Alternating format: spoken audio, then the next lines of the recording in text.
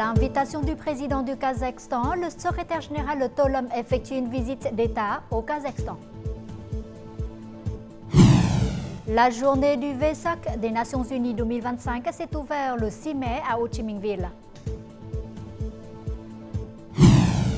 Des centaines de Vietnamiens d'outre-mer en Russie se sont rassemblés sur la place rouge pour accueillir les soldats de l'Oncle Ho.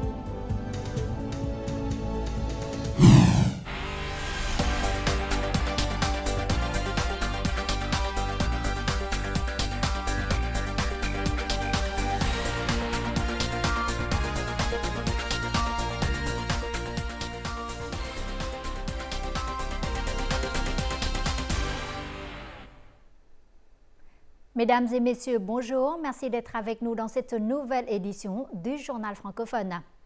À l'invitation du président du Kazakhstan, Kassym-Jomart Tokayev, le secrétaire général Tolom et son épouse, accompagnés d'une délégation vietnamienne de haut rang, ont effectué le 6 mai une visite d'État au Kazakhstan. Tout de suite, compte rendu.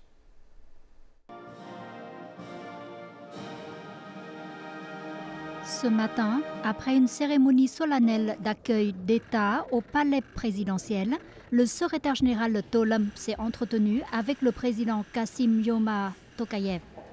Après la cérémonie d'accueil, les deux dirigeants ont tenu une réunion restreinte et se sont entretenus au palais présidentiel. Le Vietnam et le Kazakhstan ont établi des relations diplomatiques le 29 juin 1992. Depuis lors, les relations d'amitié traditionnelles entre les deux pays n'ont cessé de consolider et de se développer. Le Kazakhstan est actuellement le deuxième partenaire commercial du Vietnam au sein de l'Union économique eurasiatique après la Russie. À l'échelle de l'ASEAN, le Vietnam est aussi le deuxième partenaire commercial du Kazakhstan après Singapour. Les deux dirigeants ont exprimé leur satisfaction face au développement continu de l'amitié traditionnelle entre le Vietnam et le Kazakhstan au fil des ans et au développement de plus en plus substantiel et efficace de cette relation. La visite du secrétaire général de Tolom a été une étape historique, ouvrant une nouvelle étape dans l'amitié et la coopération entre les deux pays. Immédiatement après l'entretien à Astana, le secrétaire général du parti Tolom et le président kazakh Kassym-Jomart Tokayev ont assisté à la cérémonie de remise des documents de coopération et adopté la déclaration conjointe sur l'établissement d'un partenariat stratégique entre les deux pays. Au cours de cette visite, les deux parties ont adopté une déclaration conjointe sur l'établissement du partenariat stratégique Vietnam-Kazakhstan. À cette occasion, le président kazakh a respectueusement remis la médaille d'amitié d'Ostik de première classe au secrétaire général Tolom, une noble distinction de l'État et du peuple du Kazakhstan. Exprimant son honneur et son émotion, le secrétaire général Tolom a affirmé qu'il s'agissait du résultat de décennies de coopération et de solidarité entre les deux pays, un symbole vivant de l'affection sincère et de la confiance entre les deux pays.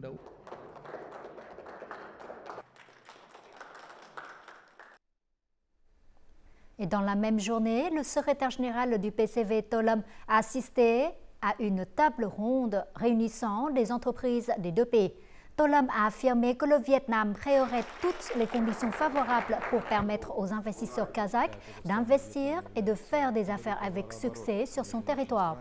Il a exprimé l'espoir que les milieux d'affaires des deux pays sachent tirer parti de leurs atouts pour établir des chaînes de valeur reliant les deux économies au marché mondial en vue de renforcer les investissements et la coopération commerciale à l'avenir.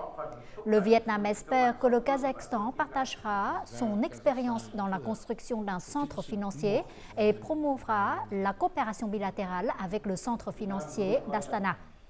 De son côté, le vice-premier ministre kazakh Yermek Koshbarbayev a déclaré, convaincu que la coopération bilatérale continuerait de s'intensifier, ouvrant de nouvelles perspectives pour le renforcement des relations, l'élargissement des échanges commerciaux et la promotion de l'innovation.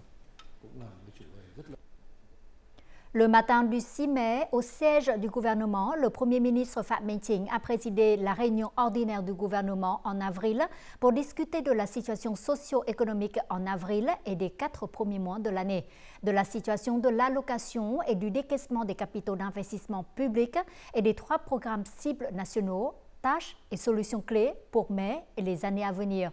Le chef du gouvernement a appelé à la poursuite des préparatifs des négociations commerciales avec les États-Unis afin de garantir des intérêts harmonieux et de permettre aux citoyens et aux entreprises d'investir, de produire et de faire des affaires en toute sécurité.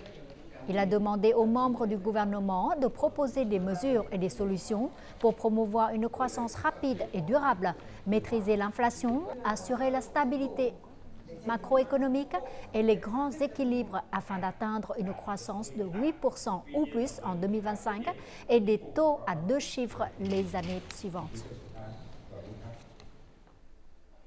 La journée du Vesak des Nations Unies 2025 placée sur le thème « Solidarité et tolérance pour la dignité humaine, la sagesse bouddhique au service de la paix mondiale et du développement durable » s'est solennellement ouverte dans la matinée du 6 mai à l'Académie bouddhiste du Vietnam à Ho Chi Minh Ville. C'est la 4e fois que le Vietnam a l'honneur d'accueillir cet événement. L'événement a attiré la participation de près de 2800 participants, dont environ 1250 invités étrangers et 85 pays et territoires. S'exprimant à cette occasion, le président Lương Cường a apprécié le thème du Vesak 2025, soulignant qu'il s'agissait d'un message d'une profonde signification dans le contexte du monde confronté à de nombreux défis tels que les conflits, les inégalités, le changement climatique et la crise sociale et éthique. Au cours des 2000 dernières années, le bouddhisme est devenu une partie indissociable de la vie culturelle et spirituelle du peuple vietnamien. Les valeurs bouddhistes telles que le patriotisme, la tolérance et la bonne volonté ont imprégné l'âme vietnamienne et contribué à façonner l'identité culturelle de la nation.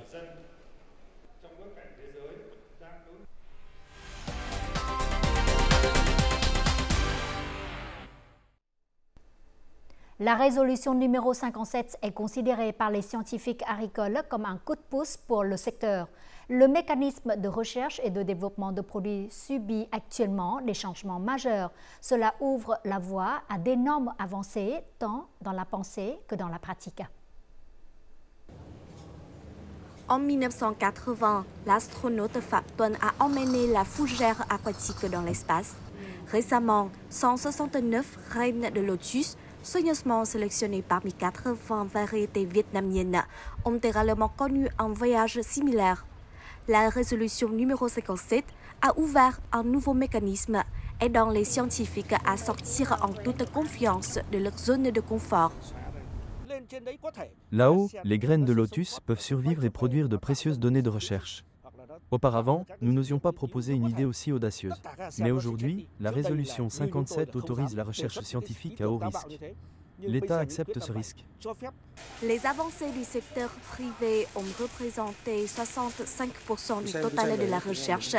Les experts estiment qu'il est temps de combiner les initiatives de recherche publique et privée en passant des cultures traditionnelles comme le riz et le maïs à des variétés à haute valeur ajoutée comme les légumes et les fleurs.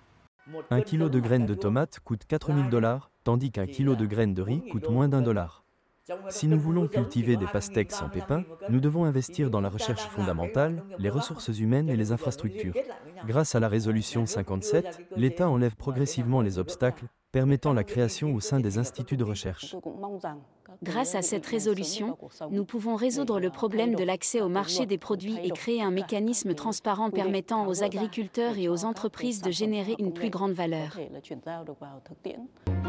Prochainement, le pays doit augmenter le financement de la recherche, augmenter le budget de l'État et encourager les investissements en capital risque pour développer les ressources humaines de haute qualité et promouvoir la science, la technologie et l'innovation.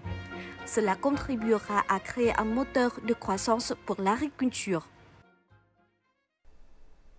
Au cours des 4 derniers mois, le chiffre d'affaires total des exportations de produits agricoles, forestiers et de la pêche du Vietnam a atteint plus de 21 milliards de dollars, soit une augmentation de près de 11% par rapport à la même période l'année dernière. Les exportations agricoles ont atteint 11,6 milliards de dollars, soit une augmentation de 12%. L'aquaculture représente plus de 3,2 milliards de dollars, soit une hausse de plus de 13%. Les produits forestiers pour plus de 5,5 milliards de dollars. Le plus grand marché reste l'Asie avec plus de 40% du chiffre d'affaires total, suivi des États-Unis et l'Europe. Cependant, la politique fiscale réciproque des États-Unis constituera un défi majeur pour les exportations agricoles, forestières et halieutiques du Vietnam dans les mois à venir et affectera le chiffre d'affaires des exportations au cours du second trimestre de l'année. Au cours des récentes vacances du 30 avril et du 1er mai, les exportations à travers les postes frontières entre le Vietnam et la Chine ont fortement augmenté. Les deux parties ont facilité les échanges de marchandises et en seulement 5 jours, plus de 1600 véhicules transportant des produits agricoles vietnamiens destinés à l'exportation ont été dédouanés rapidement. Il s'agit d'un chiffre significatif contribuant à la croissance du pays. Aux postes frontières internationaux de Hữu Nghị Quan, Tân Thanh Po Chai, Chima Ái Điểm, les forces fonctionnelles du Vietnam et de la Chine se sont étroitement coordonnées pour faciliter les procédures de dédouanement des marchandises. Pour les produits agricoles frais comme la mangue, le jacquier ou le durian, les activités d'exportation se déroulent de 6h à 19h et peuvent même durer jusqu'à 21h. Nous exportons 6 à 8 expéditions par jour. Les procédures sont effectuées de manière efficace et rapide. Je transporte des fruits du Dragon du Sud au nord. Même pendant les vacances, les autorités continuent de travailler pour dédouaner les marchandises. En plus d'informer la communauté des affaires pour qu'elle soit consciente et proactive dans l'importation et l'exportation de marchandises, les autorités renforcent également la réglementation du trafic entrant et sortant de la zone frontalière afin d'éviter les embouteillages. Nous avons déployé des forces dans les endroits à risque de congestion pour assurer un trafic fluide. Les autorités ont également réparti la circulation à distance. Nous avons mis en place du personnel pendant les vacances pour garantir que les marchandises ne soient pas encombrées. Dans les prochains jours, les autorités locales continueront de faciliter le bon déroulement des activités d'importation et d'exportation en accordant notamment la priorité aux procédures de dédouanement des véhicules transportant des fruits frais destinés à l'exportation. Notre journal continue avec les taux de change et l'indice de la bourse du Vietnam.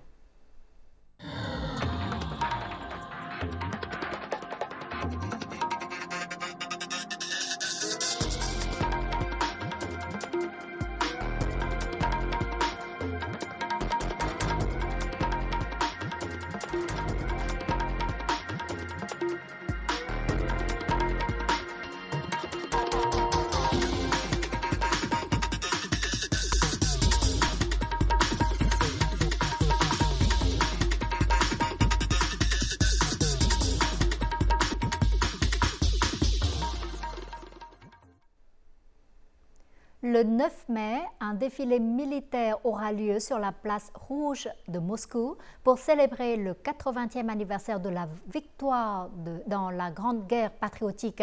Cette année, l'armée populaire du Vietnam a envoyé une délégation de 86 soldats pour participer à ce défilé en Russie.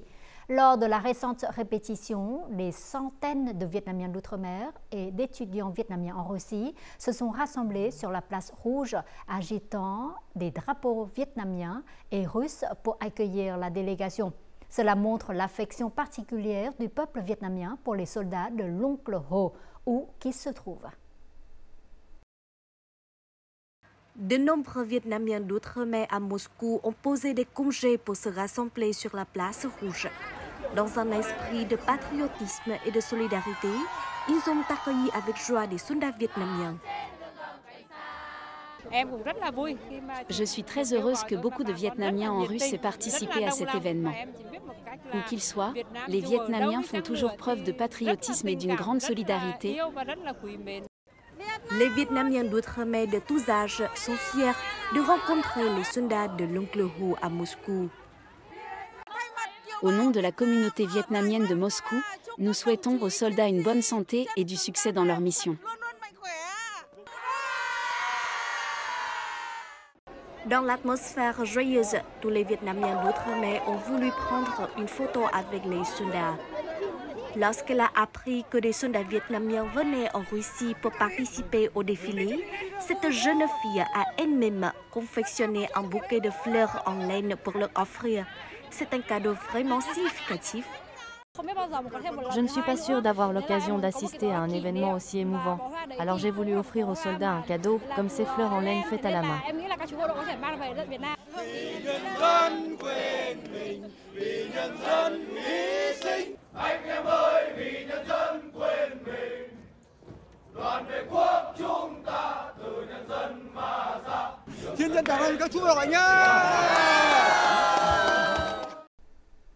Sur la base d'une croissance spectaculaire en 2024 et portée par ses ambitions pour 2025, le Vietnam s'affirme comme une destination touristique de premier plan en Asie du Sud-Est, offrant aux visiteurs richesse culturelle, héritage historique, authenticité et paysages variétés.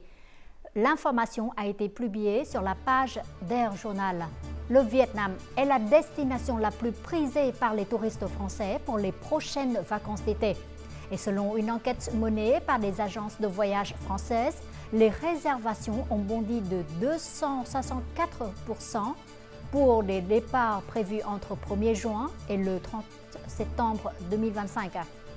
Les liens historiques entre la France et le Vietnam attirent les Français curieux de découvrir l'ancienne Indochine et des villes comme Hanoï ou Ho Chi Minh Ville, où l'architecture coloniale française est encore visible et bien entretenue.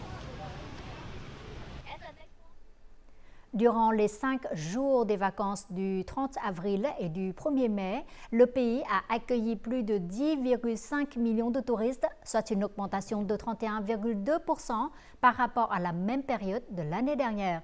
Et cette hausse a été stimulée par un large éventail de festivals locaux, d'événements culturels et de programmes touristiques organisés dans tout le pays. Et ces signaux positifs marque un bon signe début de saison touristique estivale, permettant au tourisme vietnamien de faire une percée cette année.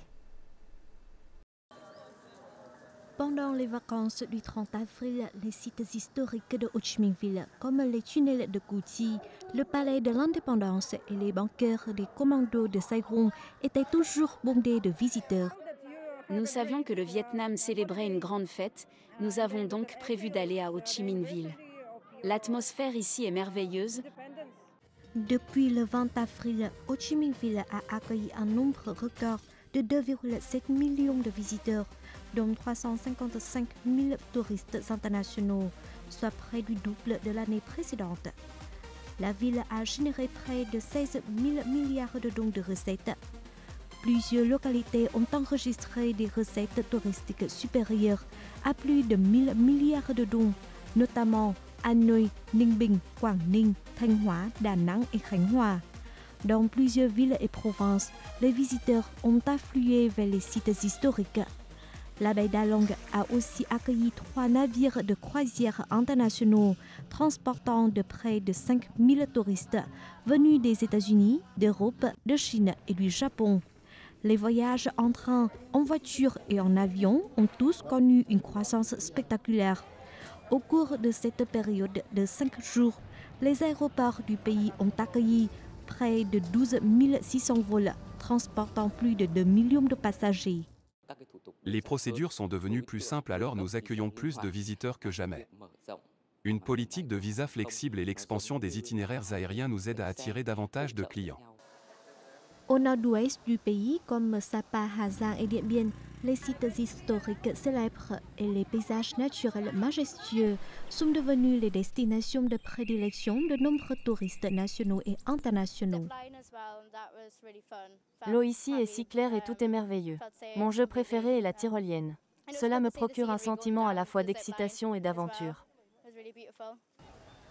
Au début de l'été, les plages du pays sont bondées de touristes.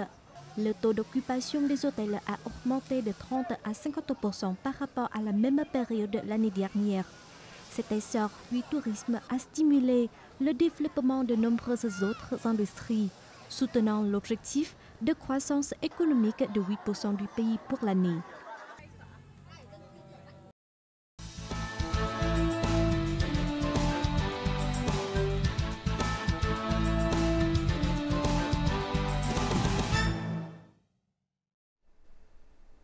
Le centre d'archives en Suède, outre les images en noir et blanc, conserve encore de nombreux films en couleur, enregistrés le 30 avril 1975.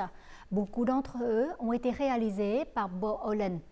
Du point de vue d'un témoin de ce moment historique, Hollen et de nombreuses organisations indépendantes et cinéastes suédois ont créé le documentaire Le jour de la réunification du Vietnam à Stockholm en 1975, un aperçu touchant de la solidarité internationale et de l'impact considérable de la victoire du Vietnam.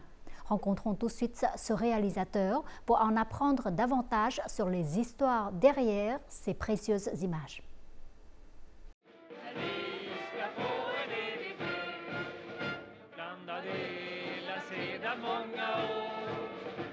Diffusés au public pour la première fois, ce sont des films rares en couleur capturant le moment historique de la réunification nationale le 30 avril 1975, pas au Vietnam, mais en Suède.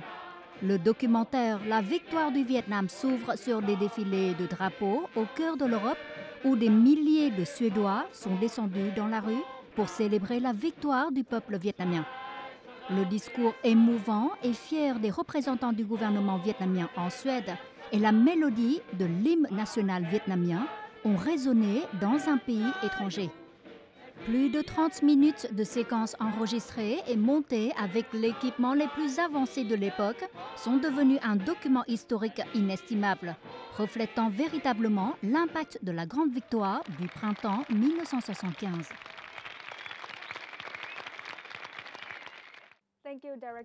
Merci à vous de participer à notre interview.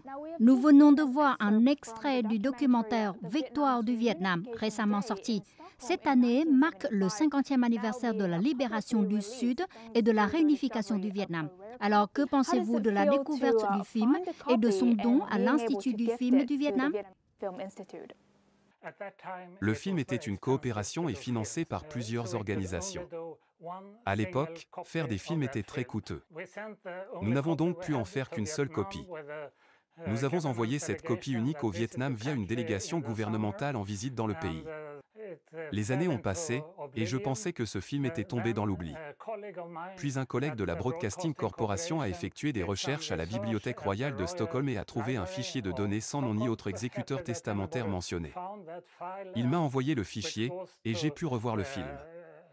J'étais si heureux que quelqu'un ait trouvé ce fichier, et maintenant nous pouvons remplir l'objectif de ce film qui était de transmettre la fraternité entre la Suède et le Vietnam.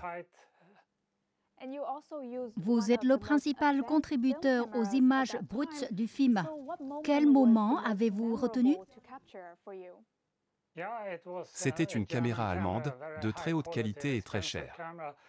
Je l'avais empruntée à la télévision suédoise, et je crois qu'elle est aujourd'hui considérée comme obsolète.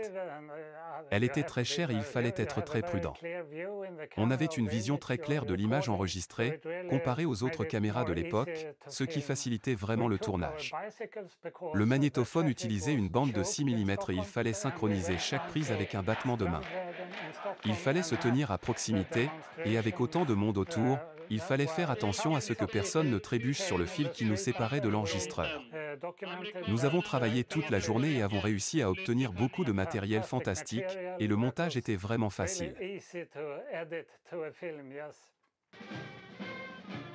Le mouvement FNL pour le peuple vietnamien s'est formé et s'est fortement développé dans les années 65 et 75 en Suède. Une série de manifestations et des marches contre la guerre et de collecte de fonds pour soutenir le peuple vietnamien ont eu lieu. De nombreux intellectuels et artistes suédois célèbres ont été à l'avant-garde de cette vague, comme l'écrivain Sarah Littman, qui a visité le Vietnam pendant la guerre et a écrit des livres émouvants sur l'esprit indomptable du peuple vietnamien, ou le défunt Premier ministre Olof Palme, marchant aux côtés de l'ambassadeur du Vietnam dans les rangs des manifestants. Ce film confirme une fois de plus l'affection sincère que le peuple suédois porte au Vietnam, ainsi que la force de la solidarité internationale pour la paix. Qu'est-ce qui vous a inspiré, vous et d'autres organisations et cinéastes suédois, à produire ce film? Le plus grand mouvement populaire en Suède à l'époque était le mouvement vietnamien, nous l'appelions le mouvement FNL. Des dizaines de milliers de jeunes, mais aussi de personnes âgées, étaient engagés dans la lutte du Vietnam contre les États-Unis. J'en faisais partie, bien sûr. L'objectif était de créer un film qui pourrait être envoyé au Vietnam pour montrer la joie de dizaines de milliers de Suédois ce jour-là. Je trouve que le film reflétait assez bien les relations entre la Suède et le Vietnam. C'est pourquoi nous avons ensuite envoyé le fichier numérique à notre ambassade à Hanoï, afin de le rendre accessible au public vietnamien. Quel message espérez-vous que le public d'aujourd'hui retiendra en regardant ce film? J'espère que le film trouvera son public au Vietnam. Nous disposons désormais de plusieurs plateformes en ligne et dans les studios de cinéma pour le présenter, et j'espère qu'il encouragera les Vietnamiens. Ce film montre que vous n'étiez pas seul à cette époque et qu'un petit pays comme la Suède, à l'autre bout du monde, a fortement soutenu leur combat. C'est un document historique, un témoignage que même dans les moments les plus sombres, sous les bombes, le Vietnam avait des amis et des soutiens. Je suis convaincu que des films comme celui-ci contribuent à mieux faire comprendre au public des événements majeurs comme la guerre du Vietnam et rappellent que la solidarité peut transcender les frontières. Encore une fois, je vous remercie d'avoir partagé avec nous des histoires aussi significatives. Et en fin de journal, découvrons tout de suite les prévisions météo dans les principales villes du Vietnam pour demain.